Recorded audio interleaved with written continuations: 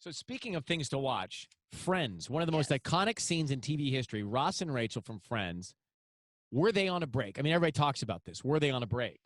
Now, David Schwimmer's talking about it from 1997. He's finally fessing up. Yeah, so this episode aired in 1997, and it's the iconic scene between Ross and Rachel, the "we were on a break." Mm-hmm. And David Schwimmer was on Jimmy Fallon's show this week, and he kind of set the record straight. He said, it's not even a question, they were on a break. He even said that people will like yell that to him when he's like out in the wild. And then he even in the interview also said that he almost didn't take the role of Ross Geller because he'd had a bad experience with another sitcom. Mm-hmm. So like that kind of blew my mind because I could never imagine anybody else as Ross Geller because he's like the best character. But I wanted to set the scene up for exactly what happened. And I want you guys to say what you think. Like, whose side are you on, Ross or Rachel? Okay. I don't have a side. Well, I do. Let me explain it to you. Okay. Verbatim what happened. So they were kind of getting in a lot of arguments because Ross was getting upset that Rachel was spending too much time with her coworker, Mark. Mm-hmm. So this is what Rachel then says, maybe we should just take a break.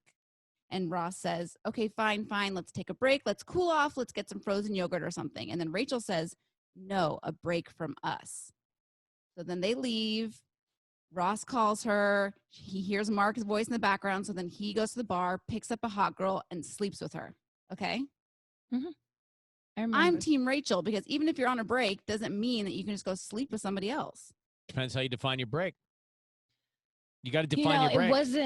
It wasn't the great scenario, but they were technically on a break. Yes, I wouldn't want that to happen, but if you say they were on a break. Listen, if you say we are taking a break, you better be darn clear with your significant other about your ground rules because you do not want a gray area. You cannot defend that. If you said we're on a break and you didn't define it, then you were on a break and you can't come down on the other person.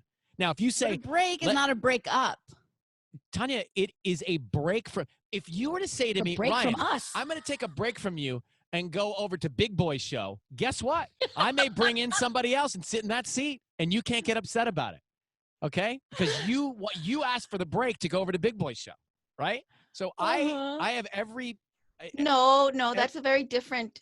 That's very different. Totally same. No, it's not. You're saying a break from each other, not a break so I can go jump ship to another show. I'm saying a break from each other. Tanya wants to take a break from me. But Rachel and Ross said a break from each other, not a break to jump ship.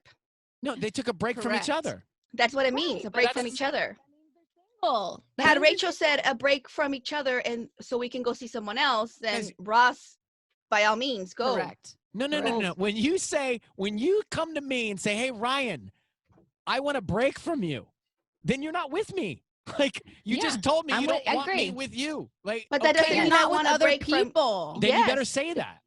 Then say that in the Then you need to say, I want to take a break from us, but I need us to not see other people while we have this break just to gather our thoughts. You have to be clear. If you're not clear, then I'm on Ross's side. Ross, yes. Team Ross. Sorry. He created his own narrative too because he heard Mark in the background. He called her and Mark was there. And by the way, in his head, she was cheating. Tanya, forget about Friends. My takeaway from this for you is you better be very clear if you guys have conversations in your relationship because you like a very liberal definition or maybe a very specific definition, I should say.